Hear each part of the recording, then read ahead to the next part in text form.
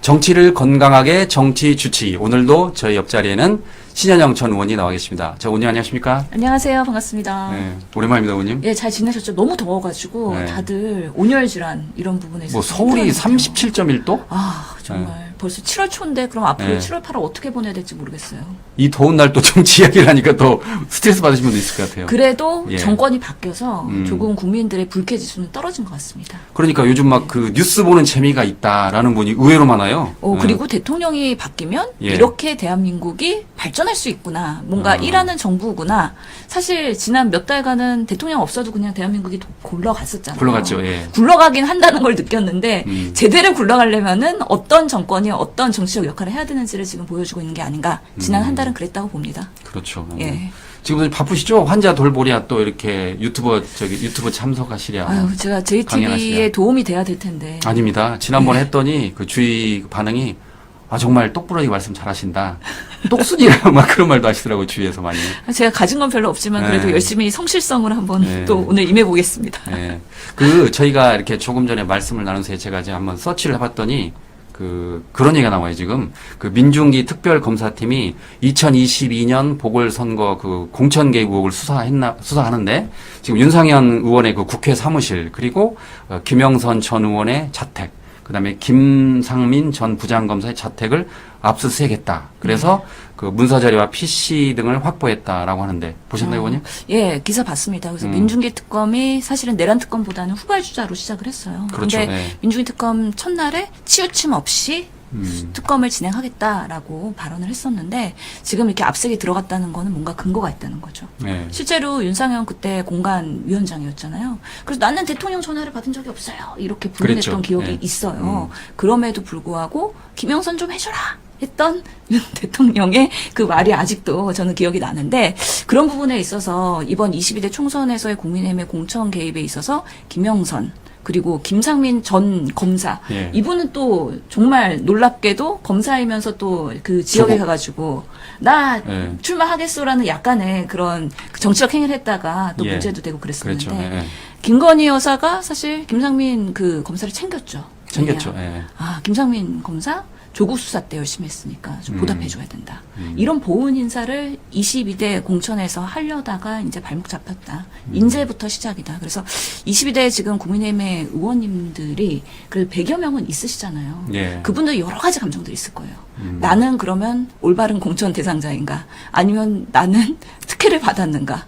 아니면 뭔가 불이익을 받았는가? 여러 가지 감정이 있을 거기 때문에 이번에 특검에서 제대로 이런 공천 개입에 대한 것을 수사하고 실제로 우리 300명의 국회의원이 선발되는 그 총선에서는 좀 더 투명하고 공정하게 공천이 되는 과정들이 좀 설립됐으면 좋겠다는 생각이 들어요. 그러니까요.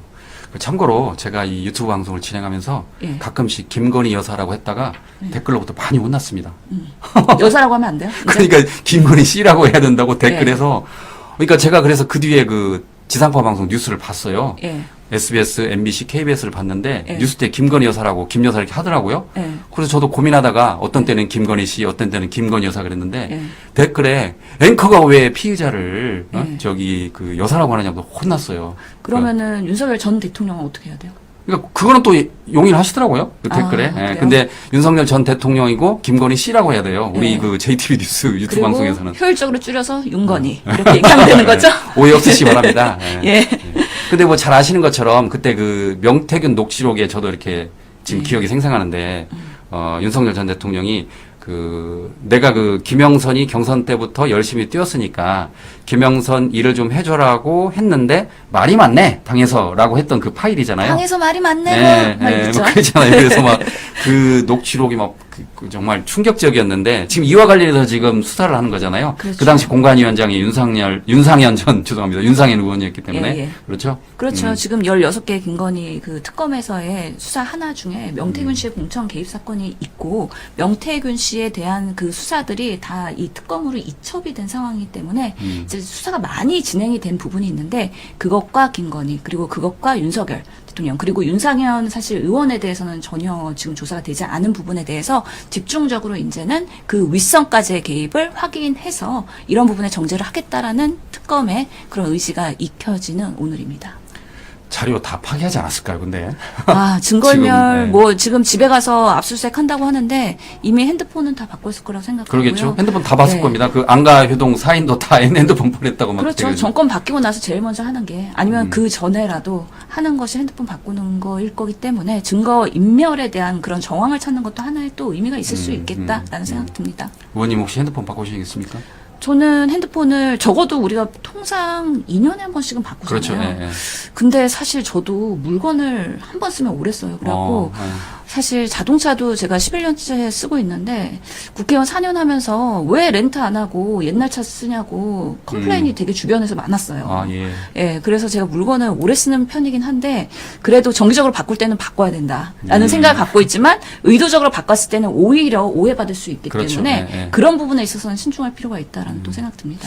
근데 주변에서 또 핸드폰 오래 쓰니까 나중에는 또 이렇게 작동을 잘 한다는 말도 제가 들었어요. 그래서 그쵸. 이제 한 2년마다 정기적으로, 그러니까 방금 말씀하신 것처럼 예. 오해를 사지 않는 범위 내에서 그쵸. 바꾸면 또 뭐 굳이 나쁠 건 없는데 이 정치인들은 말이 많잖아요. 핸드폰 그렇죠. 바꾸면. 그리고 핸드폰이 사실 컴퓨터기 때문에 이게 구동력이 떨어지거든요. 배터리도 빨리 소모가 되고 예, 그래서 2년마다는 바꿔줘야 되는데 저도 사실은 지난 그 대변인하고 여러 가지 국회에서 일했던 기록들이 소중한 기록들이기 때문에 어디까지 정리해야 될지 이런 것들이 사실 난감해가지고 교체에 대한 대상과 범위를 특정하는 건 참 어려운 일이긴 하다. 그럼에도 불구하고 특정한 타이밍에 그렇게 하는 거에 대해서는 오해를 받을 수 있어서 정기적으로 오해받지 않는 선에서 업무적으로 해야 되는 부분에 있어서의 그런 판단이 중요하겠죠. 예, 그렇습니다. 자, 어쨌든 그 윤상현 현 의원의 그 사무실 압수수색에 대해서 그 파장이 커지고 그 다음에 그 특검을 응원하는 국민들의 목소리가 커질 것으로 보입니다. 잘 지켜보도록 하겠습니다. 자, 다음은 그 임은정 그 신임 서울 동부지검장 이야기를 한번 해보도록 할게요. 잘 아시는 것처럼 임은정 지검장은 검찰 개혁의 상징적인 인물이죠. 그렇죠. 예, 그동안 이제 꽤 연차가 됐음에도 불구하고 이제 그 검찰로 내부로부터 핍박을 받아가지고 그 아직도 부장검사에 머물렀다가 이번에 이제 국정기획위원회에 들어가서 지검장으로 승진했는데 일부에서는 검찰총장 이야기까지 나왔는데 아직은 검찰총장은 아니고 지금 동부지검장이 돼 있습니다만 그 지검장 첫 취임 일성에서 뭐라고 그랬냐면 검찰이 스스로 바뀌지 않으면 해체 수준의 개혁을 당할 것이다. 아주 강한 논조를 이렇게 말을 했어요. 혹시 아십니까, 그러면? 연일 네. 지금 강경 발언을 쏟아내고 그렇죠, 있죠. 예. 동부지검장으로 갔기 때문에 사실은 그 상징적인 인물이고 사실 검찰이라는 그 내부의 폐쇄적인 구조, 특히나 남성 중심의 대표적인 사회 아닙니까? 예. 거기 내에서 계속해서 검찰의 문제점에 대해서 정치 검찰의 그런 잘못된 부분 이런 것들 내부 고발을 하면서 검찰이 개혁되어야 된다라는 정말 소신 발언을 하면서 꿋꿋하게 버티다가 윤석열 정권에서 또 지방으로 예, 자천됐었죠. 핍박을 많이 받았죠. 예, 그러다가 이번에 정말 서울의 동부지검장 오면서 저는 그래도 인과응보 그리고 인과응보. 여전히 선이 승리하는 시대가 인제 도래하는 거 아닌가라는 좀 기대를 갖고 임은정 검사를 응원하고 있는데요. 또 얼마 전에 또 이런 발언을 했어요. 검찰을 고치는 의사가 되고 싶었다. 근데 능력이 부족해서 검찰의 장례를 치르는 장의사가 되겠구나라는 말을 동부지검 거기 부임해가지고 얘기를 한 거예요. 그러니까 의사가 된다는 얘기는 여기 검찰 조직이 많이 아프다. 그러니까 내가 치료를 하고 진단을 해서 더 건설적으로 조직을 바꾸겠다라는 의지가 있었지만 힘이 붙여서 의사 역할을 못하고 썩을 대로 썩어갖고 이제는 검찰이 사망을 했다. 그래서 장례식을 치를 수밖에 없다. 하지만 장례를 잘 보내고 나서 새롭게 쇄신할 수 있는 그런 역할을 하겠다라는 의지가 아닌가라는 생각이 들어서 검찰의 장의사가 된다는 건 정말 자극적인 발언이라고 생각을 하거든요. 지금 한간에 들리는 소문에 의하면 매일매일 출근하는데 내부에서도 여러 가지 그 감정들이 있나 봐요. 그래서 임은정 검사를 받아들이기 어려워하는 여전히 그런 골수의 그런 기득권들의 그런 모습들도 있다고 하니까 저는 아무튼 이번에 검찰 개혁이 추석 전까지는 월계가 된다고 이재명 대통령이 말씀하셨잖아요. 그렇죠. 추석 전까지. 예, 네. 임은정 검사가 같이 내부에서 그런 역할을 하면서 좋은 그런 제도 개선을 하면 좋겠다라고 항상 응원하는 마음입니다. 저도 지난번에 그 최강욱 전 의원님과 이렇게 진행하면서 알게 된 건데, 임은정 부장검사가 지금 부장검사지만 그 레벨이 아니다. 이창수 전 중앙지검장하고 동기라고 하더라고요. 그래서 깜짝 놀랐는데, 그러니까 지금, 이번에 그 동부지검장 간 게 빠른 건 아니다. 그리고 이번에 잘하면 국민들이 바라는 검찰총장에도 머지않아 오를 수 있다. 그렇게 보는 시각도 있더라고요. 그러니까요. 이게 검사들은 이게 인사가 나기 시작하면은 같은 동기의 기수가 올라가는데 나는 좌천되거나 예. 오히려 한직으로 가게 되면은 다 옷을 벗더라고요. 맞습니다. 그게 관행이었던 거잖아요. 변호사가 될 수 있으니까. 근데 예. 그래서 참, 이 동네는 그런 조직이구나라는 신기한, 그래서 인사가 만사라는 게 더욱더 중요하게 느껴지는 검사의 조직인데, 임은정 부장검사가 그동안에 좌천되면서 사실 동기는 그러면 중앙지검장이 됐는데, 예. 본인은 만약에 그 논리대로 한다면은 벌써 옷을 벗고 예. 변호사로서 활동을 했어야 되는데, 버티다가 여기까지 온 거잖아요. 칼을 갈았겠죠. 예. 그런데 여기까지 오다 보니까 3년 만에 정권이 바뀌어서 이런 세상이 온다는 거에 대해서 저는 정말 끝까지 버티고 끝까지 싸우면 그래도 정의가 승리한다. 예. 라는 면에서 앞으로의 임은정 검사의 그런 동부지검 내 그리고 검찰개혁에서 역할 너무 응원합니다. 오시기 전에 지금 임은정 검사 찾아오셨다고 그러는데 가끔씩 이제 찾아보셔야겠어요. 예, 저는 관심. 그래도 같은 여성으로서 예. 이렇게 리더십에 있어서의 좋은 모델을 보여주는 게 사실 사실 검사든 아니면 여러 의사든. 우리 세대에서는 큰 귀감이 될 거라고 생각을 해요. 그래서 예. 직접 만나본 적은 없어요. 없지만. 예, 근데 항상 인터뷰하고 그러면은 사실 목소리를 되게 가늘고 여리여리해요. 예. 그러면서 똑 부러지는 그런 부분들이 있지 않습니까? 비슷하네요, 어머님이랑. 제가 많이 배워야 될 것 같습니다. 혹시 압니까? 이제 예. 먼 훗날 또 두 분이 또 다시 국회에 입성하셔가지고 만날 줄. 예. 자, 다음은 그 이상민 전 행안부 장관 이야기를 해보도록 하겠습니다. 비상계엄을 수사 중인 특검이 이상민 전 행안부 장관 자택에서 무려 32억 원의 그 돈다발을 발견했다라는 의혹이 불거졌는데, 그 에르메스 고가 가방이잖아요. 네. 그 가방에 5만 원권이 가득 들어 있었는데 이게 32억 원이라고 그래요. 근데 그게 아주 명확하지 않죠. 예, 그렇죠. 예, 그러니까 이상민 전 장관이 이를 극구 부인하면서 네. 이는 명백한 허위 사실이다라고 하면서 법적 대응까지 예고했다고 그래요. 네. 그러니까 일종의 지금 현재는 이제 확인되지 않은 논란인데 네. 수사당국은 아직 여기에 대해서 수사당국은 명확한 사실관계를 확인하지 않고 있어요. 그쵸. 네, 이게 지금 그래서 세간에는 32억 원이 맞느냐, 또 이상민 장관이 펄쩍 뛰는 걸 보면 아닐 것 같은데 또 검찰은 이에 대해서 말을 안 해주니까 이제 불필요한 의혹이 커지고 있는데 혹시 집에 억대의 돈다발 돈다발 있습니까? 집에 응원하시려면 현금이 없어요. 예. 집에 가끔씩 1원짜리랑 10원짜리가 돌아다니더라고요, 저희 집에. 어떻게 유입됐는지 모르겠는데, 100원짜리도 돌아다녀서 아무래도 애들 키우는 집이다 보니까 동전이 있어요. 예. 동전만 모아가지고 현금다발, 동전다발이 좀 있긴 한데, 지폐로는 없어가지고, 저는, 어떻게 하면은 집에 돈다발이 있을 수 있을까. 저랑은 완전 넘사벽의 그런 다른 세계라고 생각이 드는데요. 우선은 32억인지, 34억인지, 에르메스인지, 사실관계가 확정이 안 됐어요. 그렇기 때문에 명예훼손으로 고발당할 수 있으니까 조심하기 그래야겠네요. 바랍니다. 근데 사실은 2월 18일 날 압수수색을 했다는 거예요. 그때 2월 18일 날 단전 단수 지시를 위한 혐의로 그때 경찰이 자택을 압수수색했을 때 집에는 사실 이상민 전 장관이 없었어요. 그 당시에? 그 당시에 본인은 없었다고 합니다. 그렇기 때문에 경찰이 어디까지 압수수색을 했고 그 다음에 어디까지 사진 찍어갔는지에 대해서는 명확하게 변호인단이 알고 있을 거고 그것을 사실 이상민 전 장관도 사실 파악하고 있을 거거든요. 그러면 지금 경찰이 이 돈다발에 대해서는 그때 수사 대상은 아니었으니까 그거를 명확하게 검증하거나 그럴 수는 없었다. 왜냐면은 그래도 행안부 전 장관이기 때문에 검찰 조직 그러니까 행안부 조직 산하의 경찰 조직이 컨트롤받고 있는 상황이잖아요. 그러다 보면은 경찰에서 이런 그 상사의 내부 비리에 대해서 유출할 수가 없는 거죠. 근데 정권이 바뀌니까 갑자기 이런 사실들이 슬금슬금 나오는 것 자체도 이거는 뭔가 정황이 있다라고 생각이 들고요. 이거는 그때 현장에 갔던 경찰이 증언한 걸로 알려져 있습니다. 그래서 지금 특검에서 이런 부분에 있어서 그때 수사했던 경찰을 조사하고 있기 때문에 그때 물적 증거들이나 아니면 사실관계나 이런 것들이 당연히 조서에 만들어질 것이고요. 그걸 바탕으로 해서 내란 특검에서 이상민 장관의 그런 부분까지도 별건 수사로 같이 조사가 될 것인지 이 돈다발의 그러면 출처는 어딘지 확인을 꼭 해야 된다고 저는 생각을 하고요. 실제로 올해 3월에 공직자 재산 공개가 됐다는 거 아니에요? 근데 이상민 전 장관의 재산이 46억이에요. 46억. 그중에 현금은 0원으로 보고가 됐어요. 그렇기 때문에 집에 있는 돈다발 그리고 공직자의 재산 공개는 0원. 그러면 분명히 이거는 명백한 공직자의 그 신고의 의무에 반하는 것이기 때문에 분명히 불법의 소지가 있는 것이고 그럼 어디까지 이 돈의 출처를 확인할 수 있느냐에 따라서 내란과 연결되느냐 아니면 과거에 뭐 변호사 때나 아니면 다른 일로 인해서 이런 돈다발이 있는 건지는 좀 전부터 수사가 돼봐야 우리가 파악할 수 있겠다라는 예, 예. 생각이 듭니다. 예. 어쨌든 다시 한번 말씀드립니다만 이상민 전 장관은 사실이 아니다라고 극구 부인하고 있으니까 특검이 이제 정확한 수사를 통해서 명명백백하게 밝혀야 할 것으로 보입니다. 자, 그 다음은 그 방송 3법. 이게 지금 과방위를 통과했습니다. 더불어민주당이 주도하는 법인데 네. 공영방송의 이사를 늘리고 그 다음에 사장 선출 절차에 외부인의 참여를 늘려가지고 말 그대로 공영방송을 투명하게 지배구조를 투명하게 한다는 것인데요. 국민의힘은 이를 두고서 이재명 정부의 방송 장악 시도다라고 강하게 지금 반발하고 있습니다.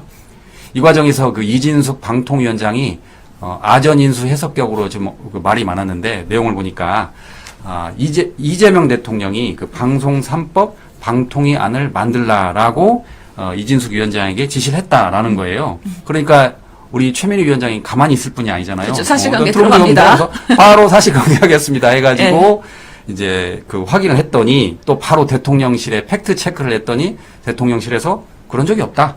공식 지시는 없었다라고 했던 거예요. 의견만 물어봤다. 예. 그리고 왜 그렇게 하느냐. 그리고 또 대통령이 이제 국무회의 때 좀 이렇게 이진숙 위원장을 겨냥해서 그렇게 하면 안 된다라는 식으로 이렇게 나왔다고 그러는데 어떻게 보십니까, 이거? 근데 그 이진숙 방통위원장이 지금 1인 지금 독단을 1인, 버티고 있잖아요. 예, 혼자. 예. 그런데 그래도 이재명 대통령한테 인정받고 싶었던 것 같아요. 예. 예. 그리고 막 이제 우리 송 장관이랑 막 유임되는 식약처장도 나오고 막 이러잖아요. 그렇죠. 예. 나도 잘하면 유임될까? 이 자리 지킬 수 있을까? 이런 마음으로 나한테 지시가 내려왔네? 라는 거에 대한 약간의 희망과 기대를 가지고서 이렇게 한 거 아닐까라는 또 그러니까 한번 상상을 해봤어요. 이진숙 위원장이 혹시 내가 송민영이 될 수 있을까? 있지 않을까? 그러네요. 예. 그러니까 계속 하고 싶은 거예요. 예. 물론 뭐 다음 지선에서 출마를 계획하고 있기 때문에 더 파이팅이 넘친다라는 한간의 얘기도 있긴 한데 아무튼 방송 3법은 지난 윤석열 정권에서 2번이나 거부권하면서 계속해서 돌려보냈잖아요. 그렇죠. 예. 진행이 안 됐었는데 저도 사실은 지난 1년간 방송 출연을 여기저기 해보면서 그리고 저는 국회의원 2년은 여당이었고요. 2년은 야당이었거든요. 예. 정권이 바뀔 때 보니까 방송사의 컬러가 바뀌어요. 예. 그래서 앵커가 바뀌고요. 앵커. 예. 예. 그리고 때로는 극우 유튜버가 진행을 하기도 해요. 그렇죠. 그 당시 뭐 KBS의 그 고성국 씨가 이렇게 유튜브 하고 라디오 진행하기도 뭐 그랬었잖아요. 예. 그리고 저도 그런 데도 출연을 했는데 예. 실제로 비상겸 다음 날에 KBS 출연했는데 그 고성국 그 진행자가 비상겸을 두둔하시더라고요. 그리고 제가 문제 있다라고 계속 같이 하는데 예, 진행자인데 그래도 이거는 뭐 일정 부분의 그런 절차를 뭐 존중하면서 진행한 거 아니냐 막 이렇게 두둔을 하시더라고요. 예. 그래갖고 정말 극우 유튜버가 진행하는 KBS가 어떤지 이런 것들을 몸소 경험을 했거든요. 끝나고 나서 작가가 미안하다고 계속 사과하더라고요, 저한테.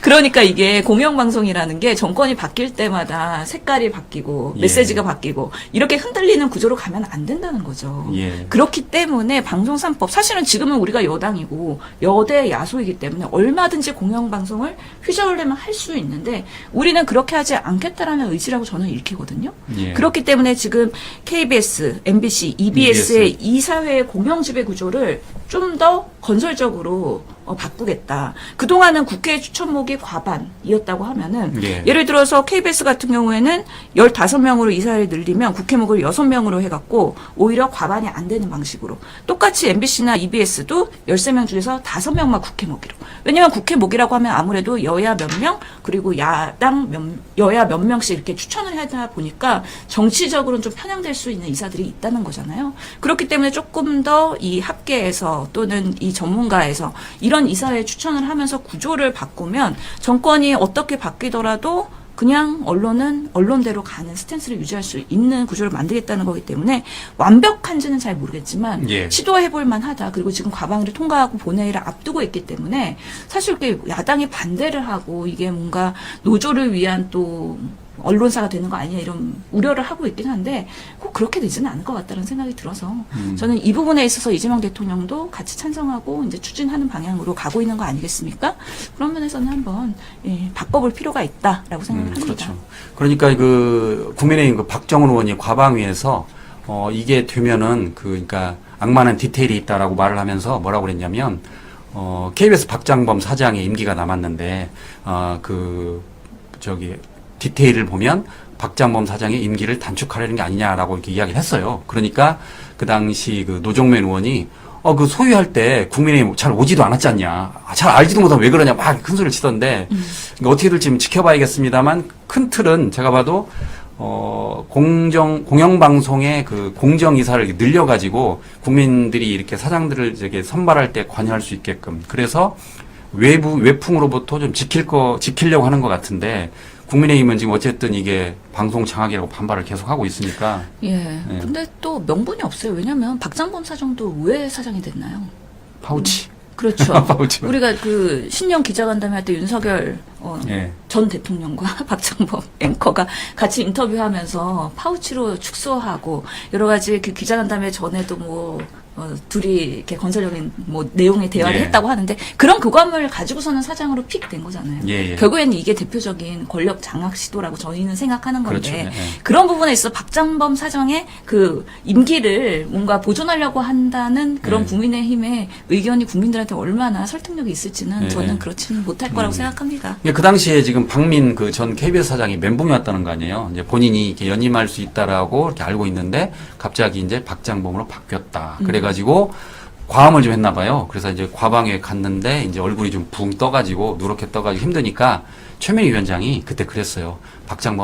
박민 사장께서는 가라고.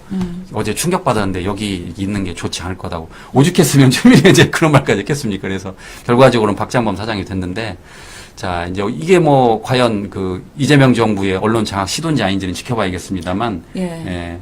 저는 이게 제대로 가는 것 같아요. 제가 보기에. 저는 이거는 한 텀 끝맺음을 맺고 가야 된다고 생각합니다. 그렇죠. 지금 예. 과방위가 과학은 없고요. 방송만 있어요. 방송만 있죠. 예. 예, 이제 방송에 대한 그런 뭔가 이슈에 대해서는 한 매듭 짓고 이제는 AI 국가, 과학기술 경쟁력을 위해서 국회가 어떤 역할을 해야 되는지에 대해서 조금은 이제 조명이 돼야 되지 않을까. 그래서 예. 이재명 시대에서의 국회는 조금 더 일하는 국회로 컨버전할 시점이다라고 생각합니다. 예, 그렇습니다. 자, 다음에는 그 윤석열 전 대통령 이야기를 해보겠습니다. 자, 윤 전 대통령 측이 구속영장 실질 심사를 앞두고서 영장 청구서 전문을 외부에 유출했다. 뭐 이런 내용이 나와가지고 정치권이 들끓고 있는데 피의자의 주민등록 번호는 물론이고 관련자의 진술 내용 등 민감한 수사 정보가 고스란히 드러났다라고 합니다. 그러자 민주당은 이건 해프닝이 아니다. 이건 고의다. 명백한 수사 방해이다라고 지금 반발하고 있는데 이게 현실적으로 가능합니까? 아니 이게 그러니까 결국에는 이 구속영장 청구에 대해서 변호인이 등사를 해가지고 예, 복사를, 복사하는 예. 과정이잖아요. 그거를 그렇게 통째로 유치한다는 거는 그럼 윤석열 지금 전 대통령의 주민등록번호도 다 퍼진 거 아닙니까? 그렇죠. 예. 개인정보 다 노출된 건데 예, 예. 변호인이 누구를 위한 변호인인지 모르겠어요. 사실은. 예, 예, 예. 각자 정치를 위한 사실 계몽령에 아. 따라가는 변호인인지 어쩐지 모르겠는데 결국에는 이런 부분에 있어서 특정인들의 진술 유출이 사실은 피의자뿐만 아니라 관련 참고인들 그리고 그 당시에 있었던 사건 관계자들에 대한 진술들이 있는 그대로 가감없이 기록이 되어 있을 텐데 이게 그대로 유출이 됐을 때는 반대로 압박으로 들어올 수도 있고 아니면 다음 뭔가 진술을 하거나 소환이 됐을 때는 오히려 그런 유출의 우려가 있기 때문에 아주 위축될 수밖에 없는 우려가 있다. 그런 면에서 민주당도 지금 반발하고 있는 거죠. 의도적인 거죠, 일종의. 예. 그런데 의도적인데 이게 네. 정말 그러면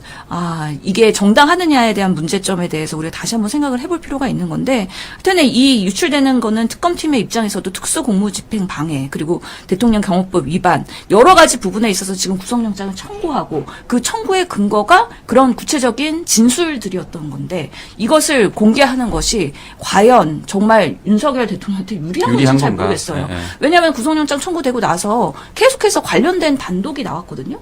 단독 기사가 나오는데 그 기사들 보면은 경호처한테 총기 보여주면은 경찰들이 사실 총기 잘 못 다루니까 쫄 거야. 이런 거야. 방식으로의 총기까지 보여주고 그런 총기 난사에 대한 것들을 유도하는 그런 여러 가지 정황들이 나타나는 거잖아요. 그리고 지금 보면은 윤석열 대통령도 정권을 잃고 그리고 사실 그 조사 과정에서도 윤석열 변호인단이 없을 때는 경호처장부터 해갖고 그 주변인들의 진술이 바뀌는 시점이 있잖아요. 지금 그렇기 때문에 그런 진실을 말하는 증황 때문에 지금 구속영장도 청구가 된 상황인데 그런 부분에 있어서 뭔가 압력을 넣으려는 그런 변호인단의 의도였을까? 아니면은 뭔가 고의였을까? 아니면은 실수였을까? 아직은 모르겠지만 이거는 정당하지는 않은 상황이다라는 생각이 들어서 이 부분에 대해서는 앞으로 특검팀이 좀 더 강하게 대응을 해야겠다라는 생각이 듭니다.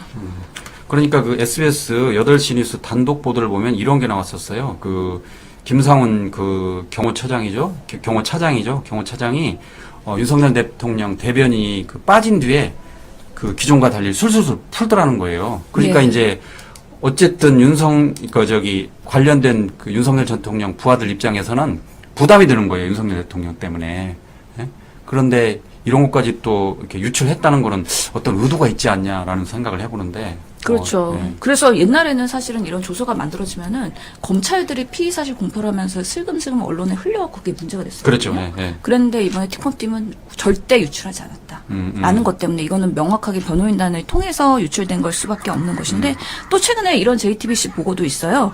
그 국무회의가 있었던 비상계엄의 그날 CCTV에 대한 공개가 됐는데 예, 예. 그 공개 내용에서도 보고 사실은 그 국무회의가 이루어진 시간이 우리는 보통은 5분이라고 알려져 있었는데 실제로는 2분밖에 2분. 안 됐다는 예. 거잖아요. 그래서 예. 10시 16분부터 18분까지 2분 동안 있었고 윤석열 대통령이 나와서 이제 비상계엄령을 23분에 발표하기 시작하는데 결국에는 회의록이 없으니까 회의록을 작성해야 되는 의무가 있었던 그때 강희구 전 부속실장이 이 5분에 걸쳐 진행됐다고 하면서 시간도 잘못 기재를 합니다. 17분부터 22분까지 있었고 23분부터 비상계엄령을 선포했다라고 예. 얘기를 하면서 이런 것들이 CCTV나 여러 정황에서 드러나고 있기 때문에 그날의 거짓된 은폐된 진실들이 지금 하나씩 드러나고 있다라는 면에서 정말 우리 국민들이 정말 윤석열 정권에 상당히 많이 속았구나. 그리고 그날에 어디까지가 내란의 공범이자 아니면 그런 참여자였는지에 대해서 조금 더 특검팀이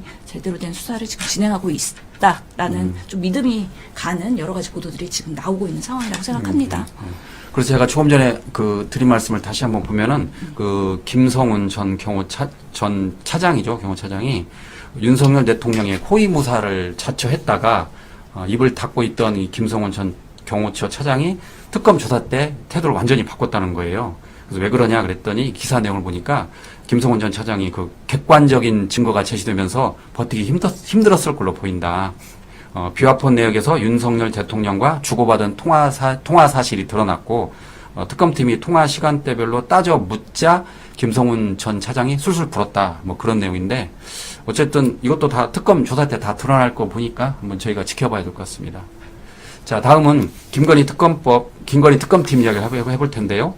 김건희 특검팀이 3부 토건을 제1호 강제수사 대상 목록으로 지목을 하면서 권력형 주가 조작 의혹 수사를 했다고 합니다. 그런데 지난해 이복현 전 금융감독원장이 뭐라고 그랬냐면, 일부 이해관계자의 100억 원 이상 이익 실현이 있었던 것은 부인하기 어렵다라고 말을 했어요. 근데 이 이복현 금융감독원장 발언 이후에도 수사가 제대로 이루어지지 않았다가 한 8개월이 지난 지금 수사가 이루어져서 늑장 대응, 그다음에 부실한 조사라는 비판이 일고 있는데 어쨌든 3부 토건에서 이렇게 수백억 원대의 시세 차익이 실현됐다라는 그 의혹이 제기된 만큼 이거는 뭐 단순한 주가 조작이 아니라 권력형 중대 비리 가능성을 봐야겠죠. 3부 토건은. 네. 지금 그래서 김건희 여사 포함해서 주변인들 20명이 출국 금지된 그렇죠. 상황이잖아요. 예. 그렇기 때문에 이 3부 토건 사태가 만만치 않다고 보이는 거예요. 실제로 뭐 도이치모터스 주가 조작에 대한 수사는 많이 진행이 된 상황이고 3부 토건에 대해서는 이제 오늘도 3부 토건 전 회장이 소환 조사 받았거든요. 예. 그래서 계속해서 지금 수사가 되고 있는 상황인데 이 건은 결국에는 원희룡 장관과도 연관이 돼 있거든요. 그렇죠. 원희룡 장관. 왜냐하면 예. 지난 5월에 폴란드에서 우크라이나에 대한 재건 사업 포럼을 할 때 전 삼부토건 회장과 그리고 원희룡 장관이 참석을 해서 그 이후로 삼부토건이 주가가 착착착착 올라가면서 5배까지 올랐다고. 예. 그러니까 이게 김건희 여사가 도이치모터스로 주가 조작을 한번 해보니까 재미를 봤어. 그리고 이번에 삼부토건을 통해서 우크라이나 가지고서는 어떻게 이런 러시아와의 전쟁을 가지고서는 주가 조작에 대한 그런 참여에 대한 부분들이 있었는지 모르겠지만 하여튼간에 알려지는 바로는 삼부토건의 전 회장이 워낙에 김건희 여사와 윤석열 대통령을 연결해준 예. 그렇기 때문에 이들 간은 엄청난 실세이자 지인이라는 거잖아요.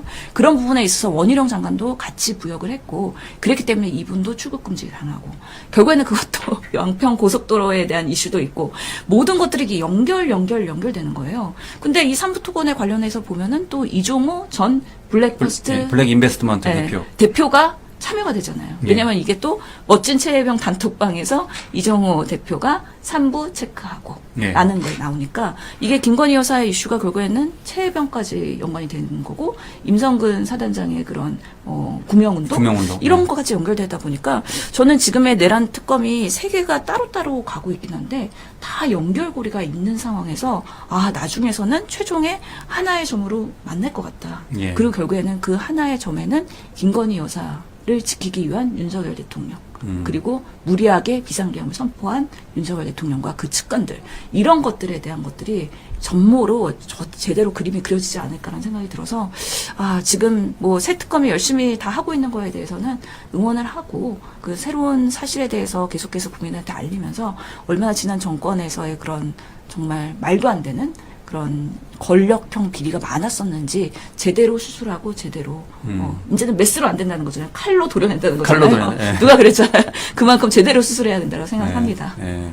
그러니까 방금 말씀하신 것처럼 의원님이 잘 지적해 주셨는데 삼부토건, 양평고속도로 그리고 최혜병 이걸 다 훑고 올라가지고 딱 정점에 가면은 김건희 씨가 있다. 뭐 그런 거잖아요. 그러게요. 한간에는 네. 비상계엄을 왜 선포했는가 했을 때는 그때 명태균 수사가 이제 거의 그게 다랬고 김건희 여사와의 연결고리 이런 부분에 있어서 소환에 임박한 거 아니냐라는 얘기도 나오고 예. 지키기 위해서는 이제 더 이상 시간을 끌 수가 없다라는 또 그런 이야기가 있는 건데 아직까지는 정황적인 얘기긴 하지만 결국에는 수사로서 많은 것들이 드러나지 않을까라는 생각해봅니다. 예, 그렇습니다. 자, 이번에는 그 윤석열 전 대통령의 외환죄와 관련해서 살펴보도록 하겠습니다.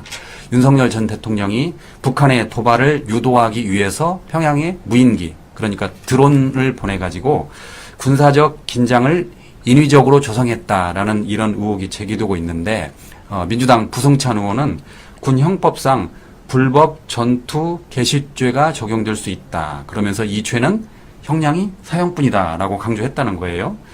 실제로 그 특검이 확보한 군 장교 녹음 파일에는 VIP의 지시로 국방부와 합참 몰래 무인기를 침투시켰다. 그리고 이런 북한 발표를 듣고 박수쳤다라는 충격적인 내용이 들어 있습니다. 그래서 이런 내란 외환 혐의를 넘어서 군 형법상 중대한 범죄 행위로 해석될 수 있다라는 지적이 나오고 있는데 저 깜짝 놀랐습니다. 이 이야기 듣고 어떻게 보셨어요? 저는 부승찬 의원이 아마 국방부 대변인도 했고 예. 국방에서 워낙에 그 내부 제보 많이 받고 있거든요. 그렇죠. 예. 그렇기 때문에 상당한 전문가라고 생각하고 이분의 말이 신빙성이 상당히 있다. 그리고 이런 부분에 있어서 본인이 드론에 의한 무인기 침투는 제보를 작년 10월부터 받았다는 거예요. 예. 근데 사실관계 팩트 체크를 해야 되기 때문에 처음부터 알리지 않았던 부분인 건데 이제 하나씩 이게 정모가 드러나고 있는 상황이라고 보입니다. 특히나 지금 외환자에 대한 수사 언제 할 것이냐, 예. 제대로 이제 시작하는 거 아니냐라는 기대감이 있는 상황인데요. 지금 윤석열 전 대통령 구속영장 청구하고 나서 이제 외환죄에 대한 여러 이제 수사가 본격적으로 시작되면서 이제 내란 특검이 더 확대 수사를 할 것이라는 기대감이 있거든요. 근데 하나의 그 우려가 있기는 했었어요. 그럼 외환죄를 적용을 하려면 결국에는 외국과 통모했다는 정황을 입증해야 되는 부분이 그렇죠. 있는데 예. 북한이 외국이냐? 라는 부분에 있어서도 어렵고 또 북한과 통모를 했느냐 통모, 이런 네. 부분에 있어서도 사실은 과연 규명할 수 있을까에 대한 좀 컨선이 있기는 했었어요.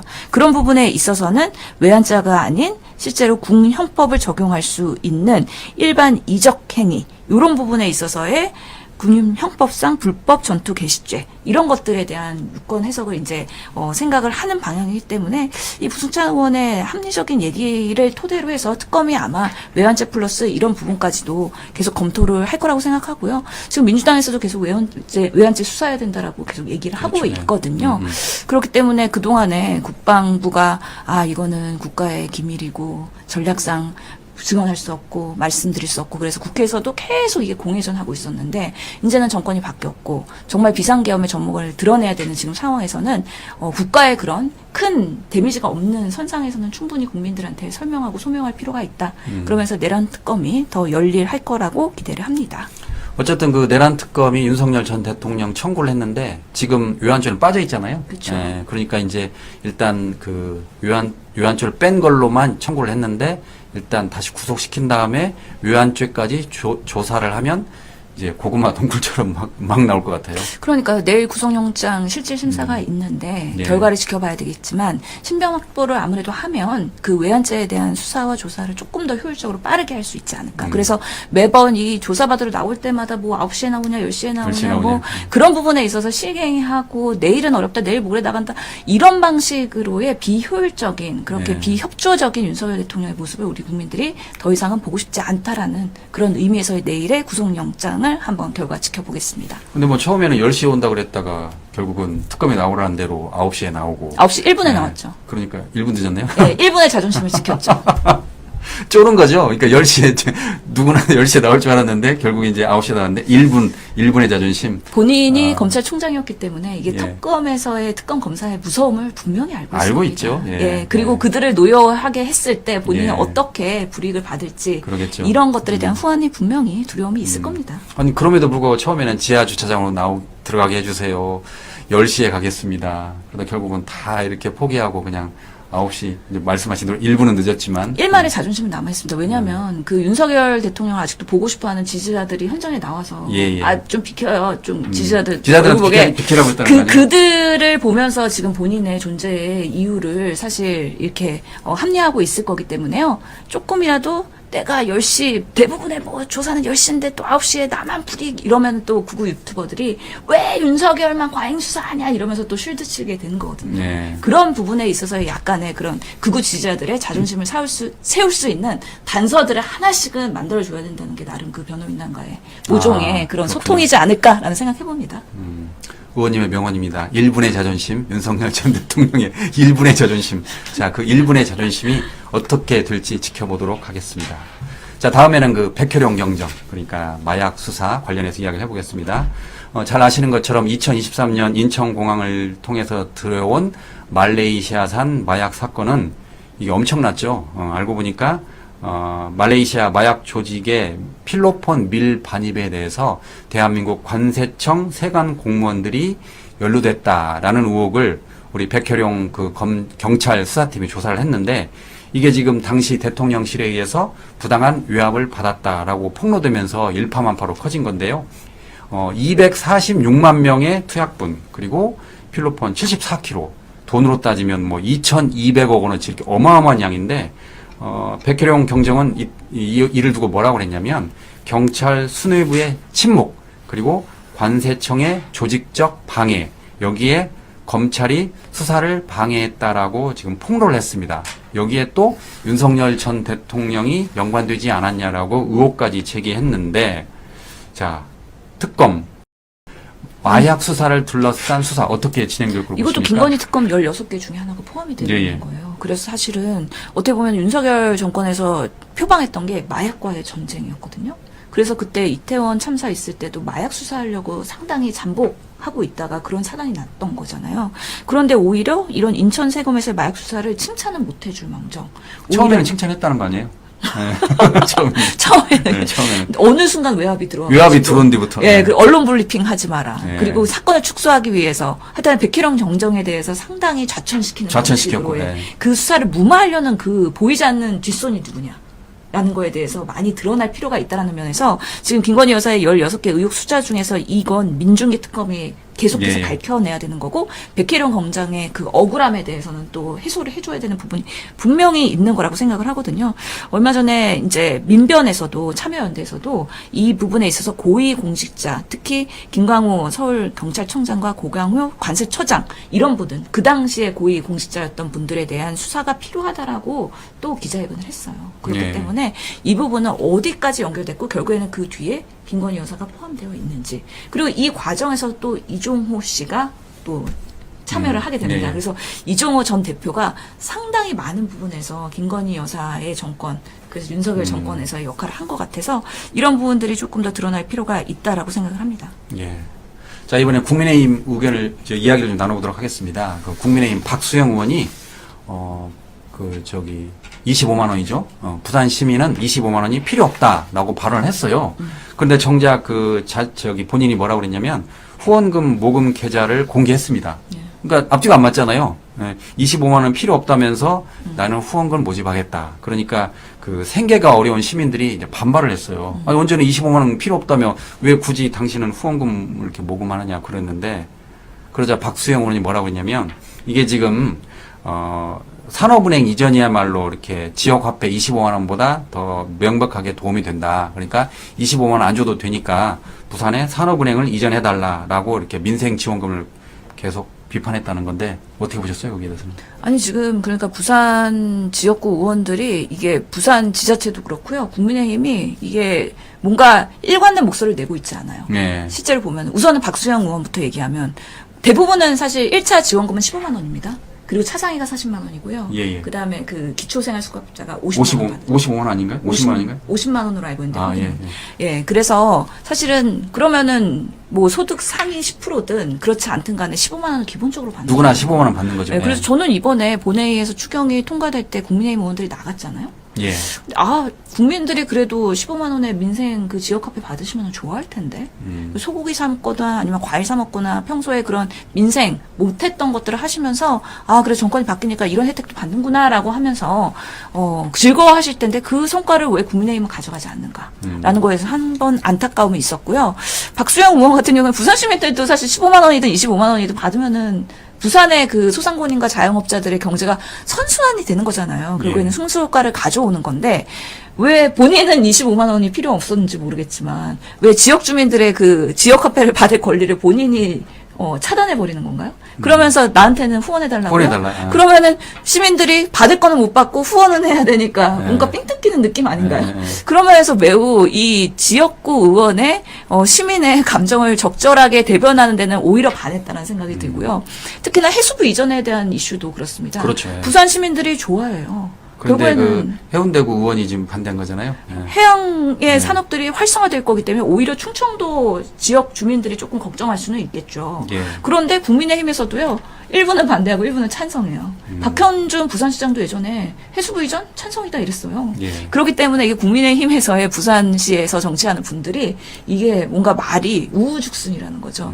그런 면에서 여전히 지금 국민의힘이 리더십이 상실됐고 지금 혁신위가 제대로 출범 못하고 있고 전당대회가 제대로 굴러갈지는 모르겠는데 그런 리더십들이 설립이 돼 있지 않다 보니까 각자 도생하는데 그게 상당하게 우후죽순으로 가고 있기 때문에 국민들한테 상당한 혼란이 있다. 그러니까 계속 지지율이 떨어질 수밖에 없는 거 아닌가라는 그와 관련해서 그 안철수 의원이 혁신위원장을 사퇴하고 당대표에 나온다고 그러니까 또 철수하느냐 뭐 그런 이야기도 나오던데. 그렇죠. 철수가 네. 철수한 거죠 이번에도. 네. 근데 안철수 의원이 그렇게 빠르게 돌변할 수밖에 없었던 내막을 들어보면 와 정말 혁신위원장이 혁신위원을 제대로 선발할 권한이 없는 정말 그 비대위의 간섭.